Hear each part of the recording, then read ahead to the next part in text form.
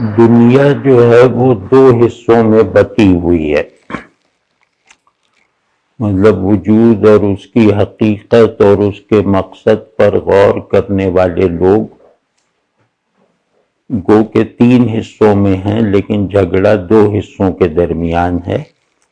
ایک وہ جو وجود کی تعریف اور تحقیق خدا کے بغیر کرتے ہیں، اور دوسرے وہ جو خدا کو حوالہ بنا کر وجود کی تحقیق اور حقائق کو سمجھنے کا پورا نظام رکھتے ہیں۔ تو الحاد اصل میں اسی کو کہتے ہیں کہ نظام وجود کو خدا کے بغیر سمجھنا، خواہ انسان کو مرکز بنا کر یا انسان کو مرکز بنائے بغیر۔ تو انسان کو مرکز بنا کر حقیقت وجود کو سمجھنے کی روایت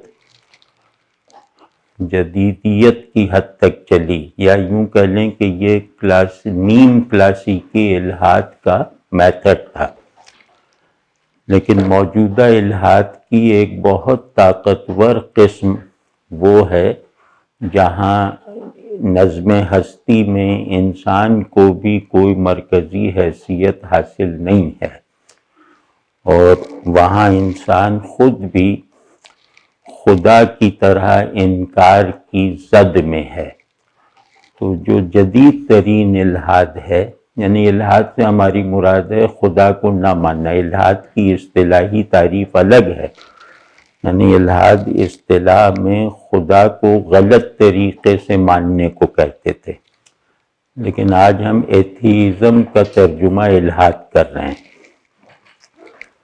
تو جدید ترین الحاد میں کائنات یا وجود کی حقیقت کے طور پر بھی خدا کا انکار کیا گیا، اور اس کائنات کو کسی مقصد کے تابع، اس کائنات کے کسی بھی مقصد اور غایت کے تابع ہونے کا بھی انکار پایا جاتا ہے۔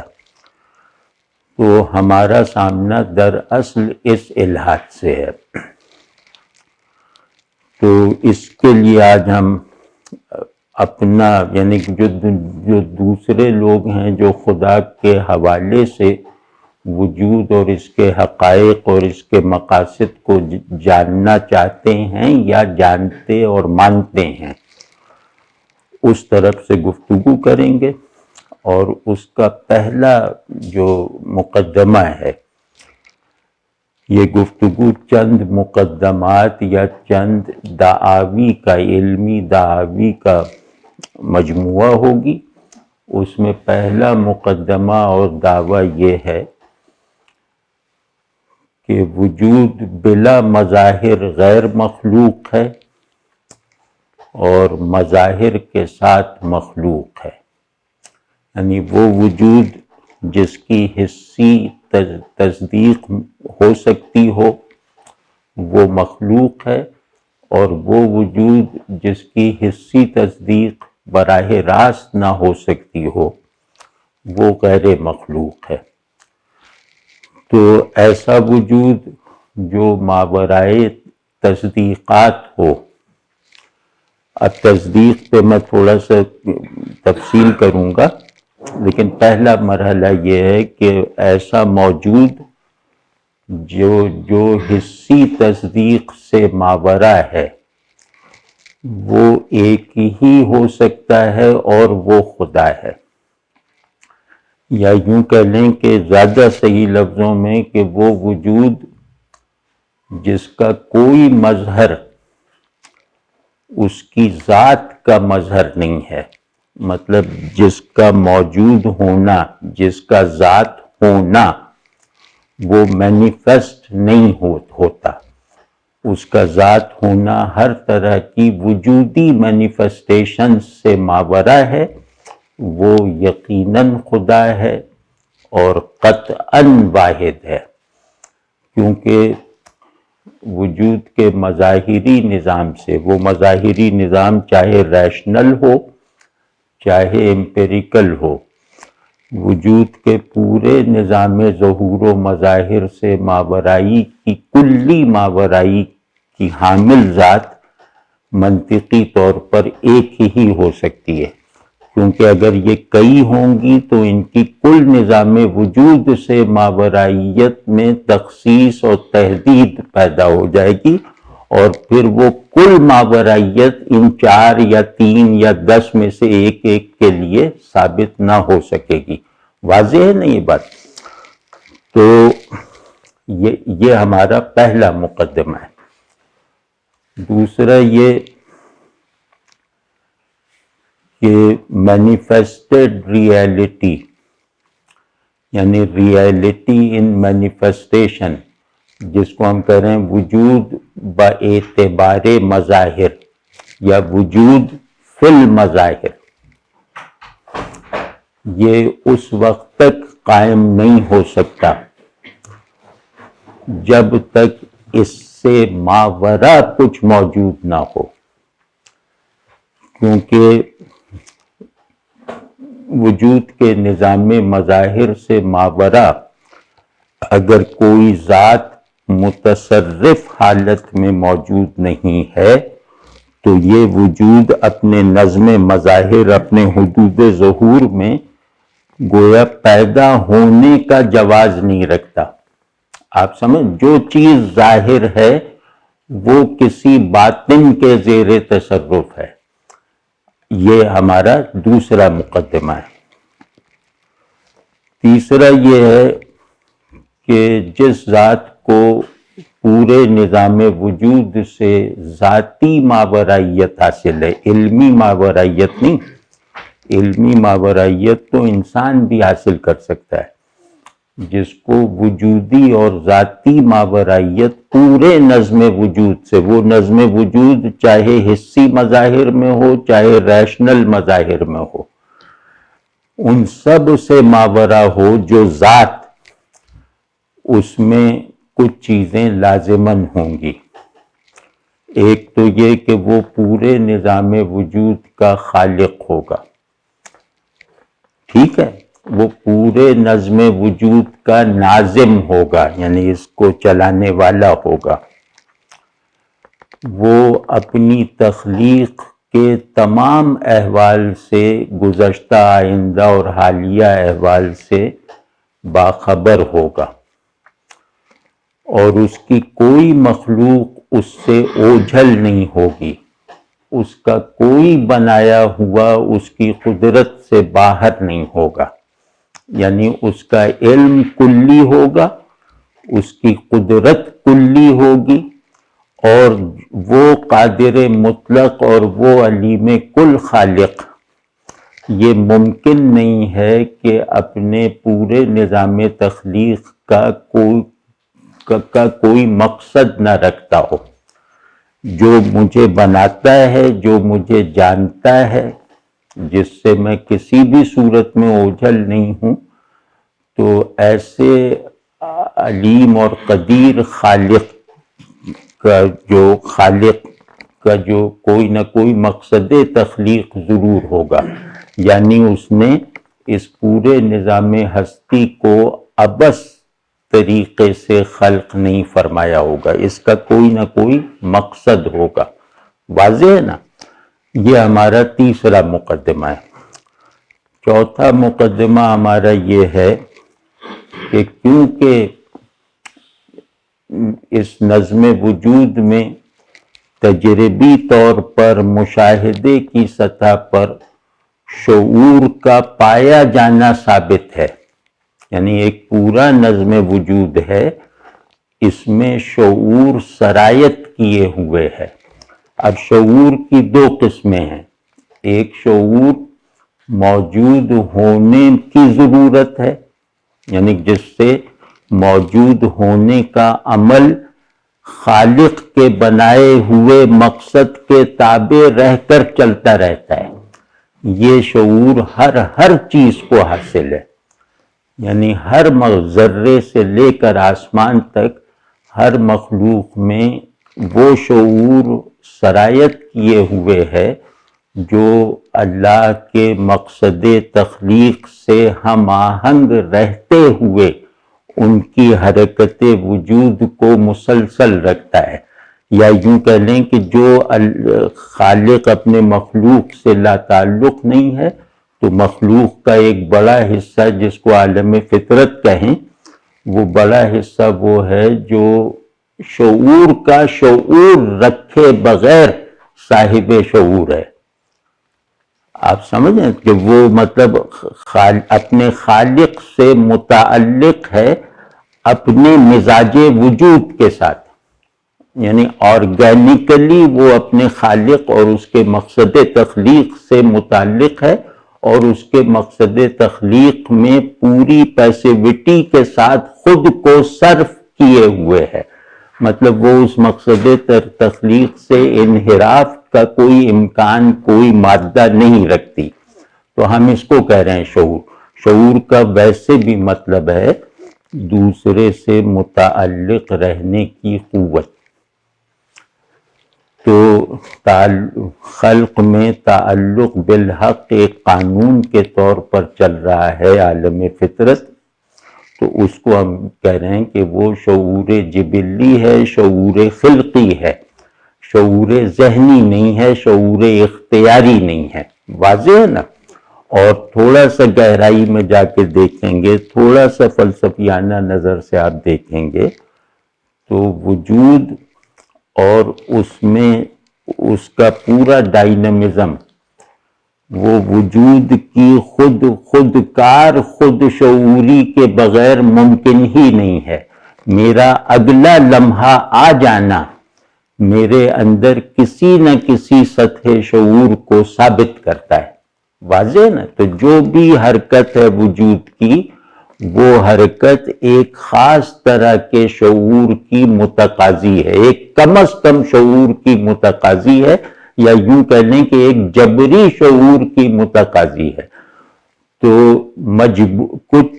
کچھ مخلوقات ہیں جو مجبور شعور ہوتے ہوئے موجود ہیں، کچھ مخلوقات ہیں جو مختار شعور ہوتے ہوئے موجود ہیں۔ تو جن پر شعور جبر ہے، مثبت معنوں میں تخلیق ایک جبر ہے، تو جن پر شعور جبر ہے وہ اس شعور کی خلاف ورزی نہیں کر سکتی، اور جن پر شعور جبر نہیں ہے وہ اس شعور کی خلاف ورزی پر قادر ہیں۔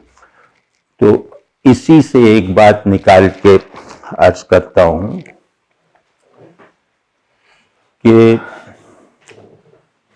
اللہ نے انسان کو پیدا فرمایا ایک مقصد تخلیق کے تحت، شعور کو اختیار کے ساتھ جوڑ کر عطا کر کے۔ تو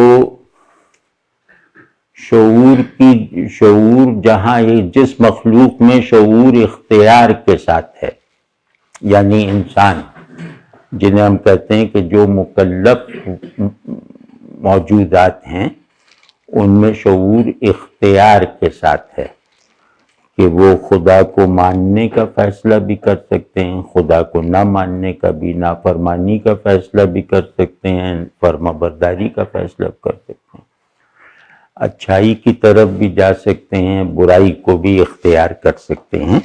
ان سب کاموں میں ان کے شعور کی ایک ہی طاقت کار فرما ہوتی ہے، مطلب ان کا شعور ڈیوائیڈڈ شعور نہیں ہوتا کہ وہ انکار کے لیے دوسرے شعور کو استعمال کریں، اقرار کے لیے کوئی اور شعور درکار ہو۔ ایک ہی شعور ہے جس پر کیونکہ انہیں تصرف اور اختیار دیا گیا ہے، تو وہ جو فیصلہ چاہے کر سکتے ہیں۔ تو وجود اگر ارادی شعور کے ساتھ ہے، یعنی وہ مخلوق جسے ارادی شعور دیا گیا ہے ایک مقصد تخلیق کو پورا کرنے کے لیے، تو یہ ممکن ہی نہیں ہے کہ خالق ہادی بھی نہ ہو، یعنی وہ خالق جس نے اس کائنات کو ایک مقصد سے پیدا کیا ہے اور اس مقصد کے حصول کی اسکیم میں تمام موجودات کو کھپا دیا ہے، اور ان تمام موجودات میں ایک موجود ایسا ہے جسے شعور دیا ہے اپنے تعلق کا یا اچھائی برائی کا اختیار کے ساتھ۔ تو جہاں شعور اختیار کے ساتھ جس کو اللہ نے دیا ہے، یہ ممکن ہی نہیں ہے کہ ایسے آزاد شعور کا خالق اس آزاد شعور کی حامل مخلوق کو ہدایت نہ پہنچائے۔ آپ سمجھیں تو اب ہوا کیا کہ اللہ کے دو چینل ہیں، ایک اس کے نظام تخلیق میں اس کی روایت فطرت ہے، وہ روایت فطرت بھی عین اسی مقصد کی طرف حرکت کر رہی ہے جس کی طرف اس کی دوسری روایت یعنی روایت ہدایت متوجہ کر رہی ہے۔ تو تیسرا یا چوتھا ہمارا مقدمہ یہ ہے کہ اگر ہم میں ترک و اختیار کا رد و قبول کا شعور پایا جاتا ہے، جس کے پائے جانے میں کسی کو کوئی شبہ نہیں ہے، اور اگر ہم اللہ کی مخلوق ہیں تو یہ ممکن ہی نہیں ہے کہ اللہ میری طرف مجھے خلق کر کے میری ہدایت کا سامان نہ کرے، یعنی مجھ تک ہدایت نہ پہنچائے۔ تو اب یہاں یہ وہ خدا ہے جہاں خدا اپنے مذہبی معنی میں ثابت ہوتا ہے۔ اس سے اگلی بات یہ ہے کہ اپنی صاحب شعور مکلف مخلوق کو ہدایت پہنچانے والی ذات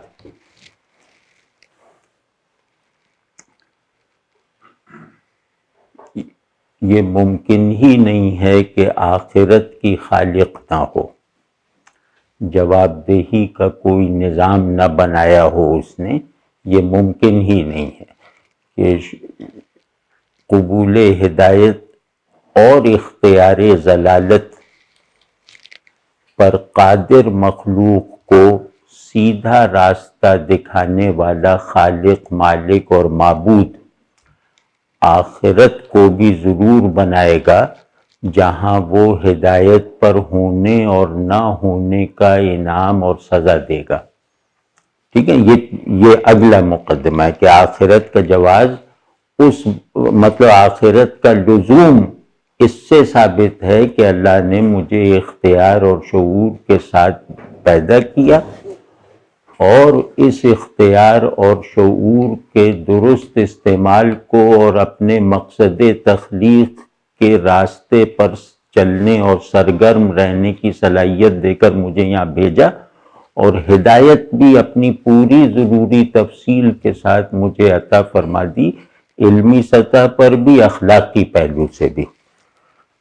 تو یہ کیسے ممکن ہے کہ ہدایت دینے والا ہدایت کو قبول کرنے پر انعام نہ دے اور ہدایت کی ناقدری کرنے والوں کو سزا نہ دے؟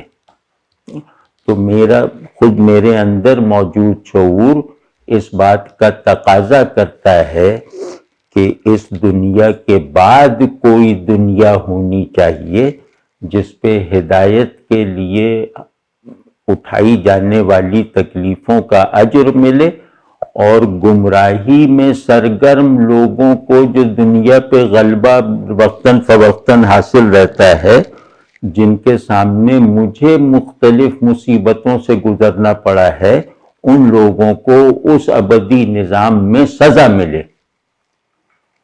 واضح ہے نا؟ تو یہ وہ نقطہ ہے، یعنی دو تین نکات جو عرض کیے ہیں، یہ وہ نقطہ ہے جو جدید الہات کے سامنے پورے زور سے پیش کرنا چاہیے۔ یعنی نقطہ کیا ہے کہ آخرت وجود رکھتی ہے۔ اگر ہم آخرت کا وجود اور آخرت کی جسٹیفیکیشن اور آخرت کی فطری ضرورت ثابت کرنے میں کامیاب ہو جائیں تو موجودہ الہات کی عمارت کی جو سب سے مضبوط بنیاد ہے وہ ڈھہ جائے گی۔ امام غزالی نے فرمایا کہ اللہ محسوس ہے معلوم نہیں۔ اسی فقرے کو ابن عربی نے بہت پرفیکٹ کر دیا کہ اللہ محسوس ہے، معقول، خلق معقول ہے، اللہ محسوس ہے۔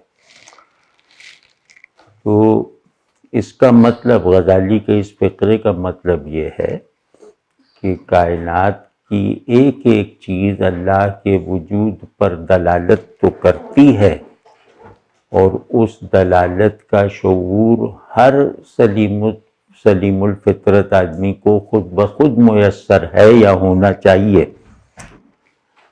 تو اللہ کے ہونے کا اقرار کرنے کے لیے درکار تیقن کسی بھی چیز کو دیکھ لینے سے میسر آ جاتا ہے، لیکن اللہ کیا ہے اس کا تفصیلی جواب، یعنی وہ کن کن صفات کا مالک ہے، اس کی قدرت کی تفصیلات کیا ہیں، اس نے یہ کارخانہ وجود کیسے بنایا ہے، اس زندگی کو کس مقصد کے لیے پیدا فرمایا ہے، یہ سب عقل اپنی کوشش سے دریافت نہیں کر سکتی۔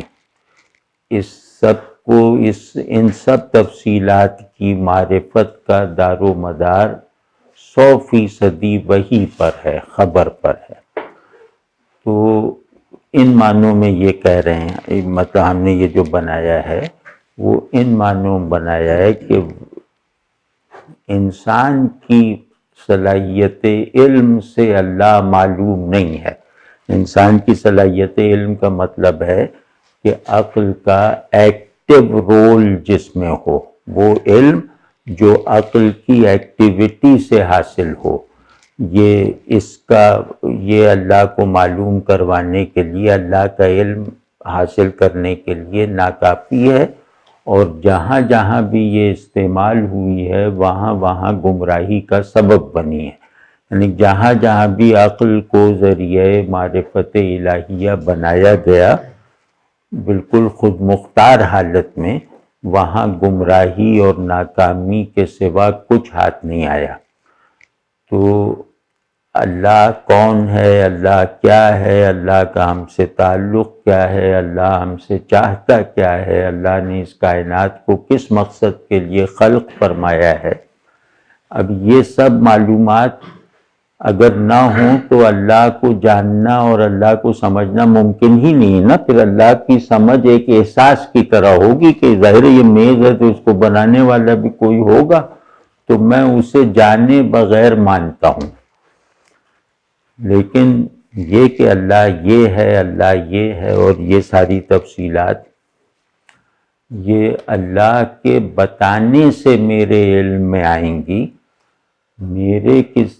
میری عقل جس تصور خدا کو قائم کر لیتی ہے، اس تصور خدا میں ان علوم کی فراہمی کی کوئی گنجائش اور کوئی صلاحیت نہیں ہے۔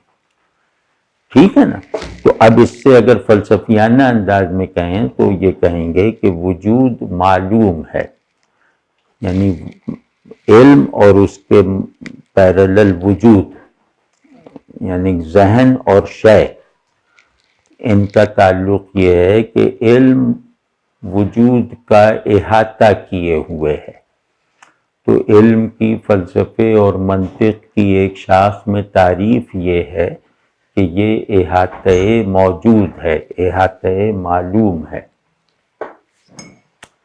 یعنی شے اگر احاطے میں نہ آئے تو وہ معلوم نہیں ہو سکتی۔ تو اس وجہ سے کہتے ہیں کہ موجود وہ ہے جو معلوم ہے۔ یہاں موجود کا مطلب یہ ہے کہ اس کے موجود ہونے میں، اس کا موجود ہونا دراصل اس کے معلوم ہو سکنے کی استعداد کا نام ہے۔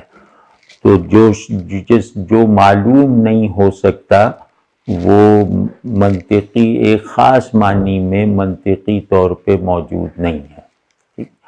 تو اب یہ پورا ہمارا نظام علم ہے، یہ پورا ہمارا تصور وجود ہے، جس نے الہات کی پیدائش میں بہت بڑا کردار ادا کیا ہے۔ تو اس کے لیے میں نے پہلے 2 مقدمات عرض کیے تھے کہ وہ وجود وہ ہے جس سے ماورا کا تصور لازم ہو. جیسے وجود کی دو کنڈیشنز ہیں، زمان اور مکان.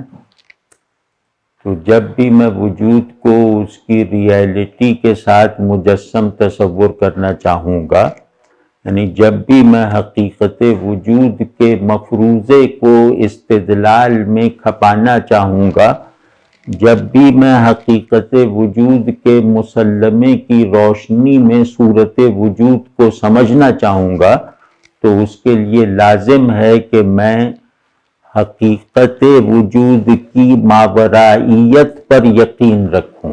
یعنی یہ جو پورا دائرہ وجود ہے، جو زمان و مکان کا دائرہ ہے، اس سے ماورا حالت میں اگر کوئی متصرف ذات موجود نہیں ہے تو زمان و مکان کے خمیر سے بننے والا وجود محال ہے.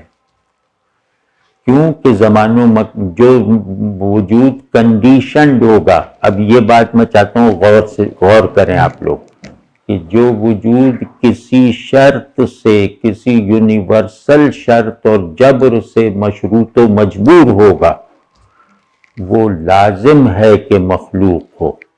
کیونکہ جس شرط سے وہ مشروط ہے وہ اس کی غیر ہے، وہ اس پر اپلائی ہوئی ہے. آپ سمجھ گئے؟ تو یہ کبھی نہیں ہو سکتا کہ شرط اور مشروط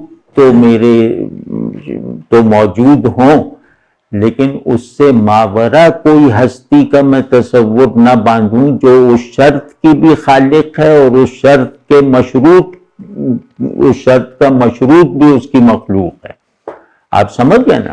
تو ہر چیز اپنی سے ٹرانسینڈنٹ کے تصور کے بغیر موجود نہیں ہو سکتی. کوئی بھی شے ایسی نہیں ہے جو اپنی سلسلے کو وہاں تک نہ لے جائے جہاں وہ شرطیں لاگو اور عائد نہیں ہوتی جن شرطوں سے وہ خود موجود ہے.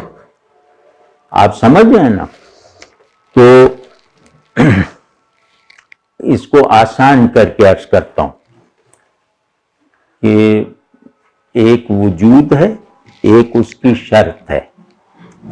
جیسے ہم موجود ہیں، یہ کائنات اور اس کی ساری چیزیں موجود ہیں نا.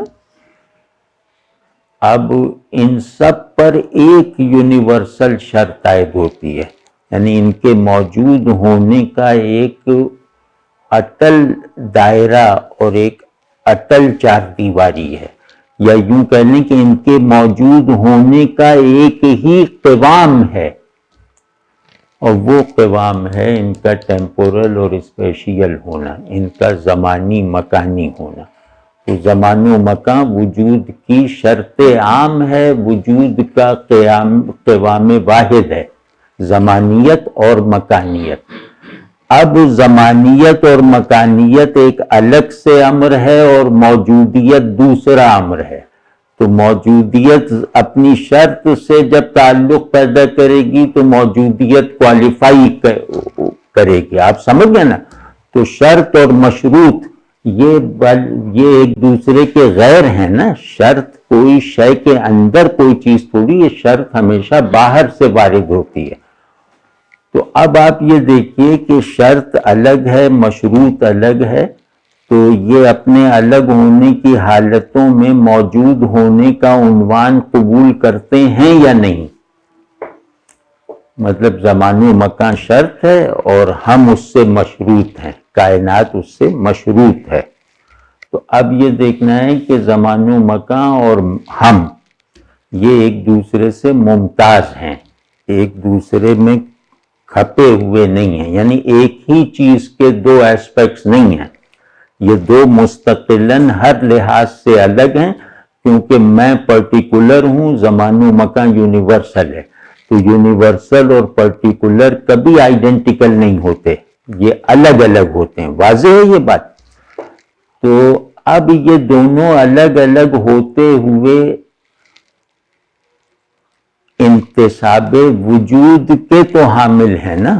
مطلب زمان و مکان کو بھی موجود ہی کہا جائے گا، یعنی شرط کو بھی موجود کہا جائے گا، اور مشروط کو بھی وہی عنوان دیا جائے گا۔ تو جہاں جس نظم وجود میں شرط اور مشروط ایک دوسرے سے مکمل مغایرت کی حالت میں ایک ہی عنوان کو قبول کرتے ہوں، تو اس عنوان کا جواز، اس عنوان سے ان کا انتساب ثابت ہو ہی نہیں سکتا اس ذات کے اس بات کے بغیر جو زمان و مکان کی بھی خالق ہے، یعنی جو شرط کی بھی خالق ہے اور جو مشروط کی بھی خالق ہے۔ واضح ہے نا، کیونکہ ڈویلٹی ان ایسنس یہ محالات میں سے ہے، یعنی ڈویلٹی اوریجن بن جائے یہ محالات میں سے ہے، مطلب کوئی عقل اس کو نہیں مانے گی۔ اوریجن ہمیشہ وننس کے ساتھ ہوگا، ہمیشہ واحد ہوگا۔ تو اگر وجود جو ہے وہ موضوع ہے، وجود ہی موضوع آخر ہے، وجود ہی موضوع محض ہے، تو اس میں یہ جو تشقیق ہوئی ہے، اس میں جو یہ کثرت پیدا ہوئی ہے، اس میں جو یہ دوئی داخل ہوئی ہے شرط اور مشروط کی، یہ دوئی تقاضائے عقل کے مطابق کسی درجے وجود ہی پر حل ہونی چاہیے، اور وہ جہاں حل ہوگی وہ اس پورے نظم وجود، اس پورے قطبین ہستی سے ماورا بھی ہوگا، ان پر حاکم اور ان پر متصرف بھی ہوگا، اور وہ اللہ ہے۔ اچھا فلسفہ یار آپ لوگ پڑھتے ہیں اس پہ تو خوش ہوں، یہ مضبوط فلسفیانہ دلیل ہے، اور یہ کازیشن سے بالکل الگ ہے۔ مطلب کازیشن کو وہ کہ غلط طریقے سے ہیوم نے رد کیا ہے، اور وہ زبردستی کیا ہے، مطلب جدید ذہن میں اللہ سے انحراف ایک مرغوب چیز بن گئی ہے نا، تو یہ محمل استدلال کو نہ صرف یہ کہ قبول کر لیتی ہے، بلکہ اپنی بعض اثر انداز ہونے والی صلاحیتوں سے ان کے اس بات کا راستہ بھی ہموار کرتی ہے، کیونکہ آدمی جو چاہے مانے، اور جو چاہے وہ ماننے کے بعد اس ماننے کے عملی نتائج پیدا کرنے کی قدرت رکھتا ہے۔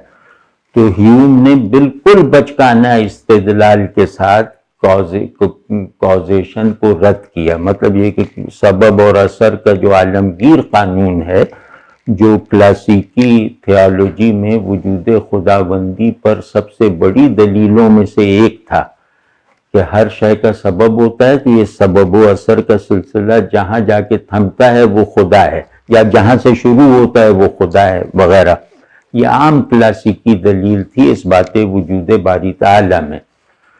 تو ہیوم تقیہ کرنے والا مفکر تھا، وہ صاف صاف انکار نہیں کرتا تھا، تو اس نے بہت ہی مہارت اور کاریگری سے کمال کی، اس نے بجائے اس کے کہ نام لے کے خدا کا انکار کرے، اس نے کازیشن کا انکار کر دیا۔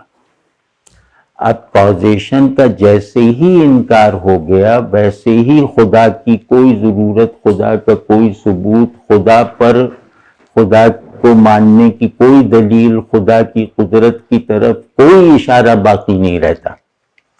تو اب وہ دلیل کیا ہے کہ یہ ہماری عادت ہے کہ سورج نکلتا ہے تو روشنی ہوتی ہے، آگ سے گرمی پیدا ہوتی ہے وغیرہ وغیرہ۔ تو یہ جو سبب و اثر کی جو چین ہے، یہ اسکیم آف تھنگس کا حصہ نہیں ہے، یہ کوئی حقیقت نہیں ہے، یہ ہماری ایک مشاہدہ ہے، اور ہم اس مشاہدے کے نتیجے میں ہم نے ایک قانون وضع کر لیا ہے سبب و اثر کا، کیونکہ گرمی آگ سے پیدا ہوئی ہے، تو اس کو بڑھا کے ہم نے کہا کہ کائنات اللہ نے پیدا کی ہے۔ تو اس میں یہ کوئی یقینی بات نہیں ہے، اور عین ممکن ہے کہ کسی دن سورج نکلے اور روشنی نہ ہو، یا کسی دن سورج مغرب سے نکل جائے، عین ممکن ہے۔ عین ممکن ہے کہ کسی دن 2 + 2 5 ہو جائیں۔ آپ سمجھیں اس طرح، اب یہ سب بہت ہی بچکانہ دلیلیں ہیں، آپ سمجھ رہے نا کہ وہ عادت کہہ کے اس نے اسے رد کر دیا. تو یہ کازیشن والی بات نہیں ہے، یہ اللہ کا نظام تخلیق، اللہ کی خلاقی سبب و اثر کے قانون سے بھی ماورا ہے. یعنی اللہ نے کائنات اس طرح نہیں بنائی ہے کہ اپنے ساتھ اس کے تعلق کو کاز اینڈ ایفیکٹ کے قانون کے تحت رکھے. اس کا تصرف ماورائے سبب و اثر ہے، ماورائے اسباب ہے. واضح ہے نا؟ تو یہ ہم کہہ رہے ہیں کہ وہ سبب و اثر کے عمومی قانون سے بھی بالاتر ایک چیز ہے جس کا اس بات عقل کی مجبوری ہے، یعنی عقل اس کی پابند ہے. اگر چیزوں کو ان کے پورے شجرہ نسب کے ساتھ دیکھے گی، چیزوں کو ان کی پوری ہولنس کے ساتھ دیکھے گی کہ موجود اور معلوم ہونے کا ایک دائرہ ہے. ایک وجود ایسا ہونا چاہیے جو اس دائرے سے ماورا ہو، نہ اسے معلوم ان معنوں میں کہا جا سکے جن معنوں میں یہ آبجیکٹس ہمارے معلوم ہیں، نہ اسے موجود اس مفہوم میں کہا جا سکے جن معنوں میں زمان و مکان کے یہ قیدی موجود ہیں. تو غرض کئی طرح سے اس کو کہہ سکتے ہیں. تو اب جو آخری بات میں نے ابھی کی تھی کہ اگر اس کائنات کا کوئی خالق، اگر تو ہم تکلفاً کہہ رہے ہیں مطلب دلیل بنانے کے لیے، اگر اس کائنات کا کوئی خالق ہے، اگر کوئی ذات ہے جس نے شعور کو اور شے کو دونوں کو پیدا کیا ہے، میٹر کو اور کانشسنس کو دونوں کو پیدا کیا ہے، تو یہ ممکن نہیں ہے کہ وہ کورسپونڈنس کے ساتھ تعلق نہ رکھتی ہو. یہ ممکن ہی نہیں ہے کہ وہ ہادی بھی نہ ہو، خالق کے ساتھ ہادی نہ ہو. یہ ممکن ہی نہیں ہے، کیونکہ شعور کی ضرورت ہوتی ہے اپنے اوریجن کی پریزنس میں رہنا. شعور کی ضرورت ہوتی ہے کسی مقصد کے حضور میں رہنا. شعور کی ضرورت ہوتی ہے اپنی حقیقت کے علم نہیں بلکہ اعتقاد میں رہنا. تو شعور خدا کو ریفرنس بنائے بغیر کسی بھی چیز کا کوئی بھی علم حاصل کرنے میں ہمیشہ کے لیے ناکام ہے. اگر وہ خدا کو حوالہ بنائے بغیر جس چیز کو بھی دیکھے گا، محض اس چیز کے بارے میں ایک مفروضہ قائم کرے گا، اس چیز کے حقیقی علم سے محروم رہے گا. اور یہ بات بھی کوئی اجنبی بات نہیں ہے، یہ بات بھی کوئی زبردستی کی بات نہیں ہے. کسی مارکسسٹ سے آپ پوچھیں، کسی بھی وہ کیا نام ہے، وہ کون تھا جو پہلا مادی وہ یونانی جو تھا ڈیموکریٹس، ہاں، تو اس کی تھیوری میں، اس کی تھیوری کے دائرے میں کسی سے بھی پوچھیں تو مارکس سے پوچھیں گے تو یہ نہیں کہے گا کہ میٹر کے علم کے بغیر وجود کا علم ممکن نہیں ہے. یعنی پرائم میٹر کے اس بات کے بغیر، یعنی پرائم میٹر قابل علم نہیں ہے. اگر مارکسی تصور علم و تصور وجود لیں جو مطلب قریب کا ہے اور اکثر لوگوں کے علم میں ہے، تو مارکس بھی یہی کہے گا نا کہ پرائم میٹر کے اس بات کے بغیر تھنگس کا، چیزوں کا، وجود کا ادراک ممکن نہیں ہے. یعنی میں میز کو میز کہہ بھی رہا ہوں، میز کی طرح استعمال بھی کر رہا ہوں، لیکن یہ نہیں مانتا کہ یہ لکڑی کی بنی ہوئی ہے، لکڑی سے واقف نہیں ہوں. تو میز کے بارے میں میرا علم ادھورا ہے نا، ناقص ہے اور غلط ہے. کیونکہ چیزیں جو اپنی ہسٹوریسٹی اور واقعیت کے ساتھ موجود ہوتی ہیں، وہ چیزیں جن کے فہم سے آدمی کے تصور وجود کی تعمیر ہوتی ہے، اس میں نقص غلطی ہے، اس میں نقص قابل معافی نہیں ہے. اس میں پورا علم صحیح ہونا چاہیے. واضح ہے نا؟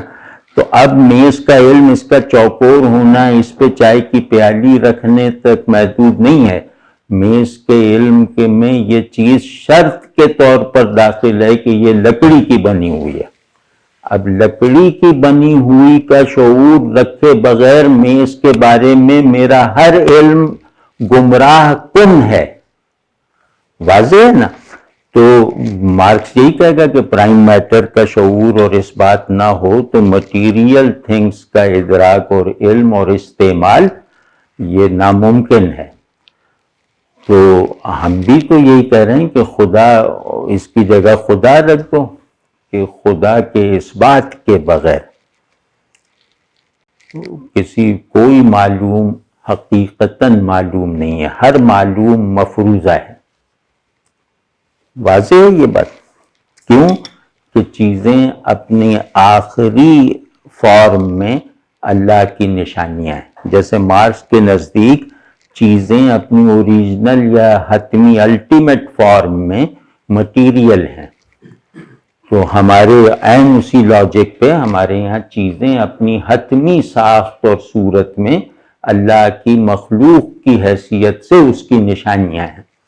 تو اگر مجھے چیزوں کا یہ تعارف، چیزوں کا یہ اصولی فہم، چیزوں کی یہ پرنسپل نالج، چیزوں کے بارے میں یہ مستقل پرسپیکٹو میسر آ گیا تو چیزوں کو جاننے، سمجھنے اور برتنے میں ہونے والی غلطیاں مضر نہیں ہیں.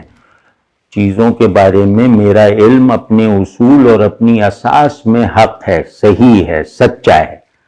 آپ سمجھ گئے نا؟ تو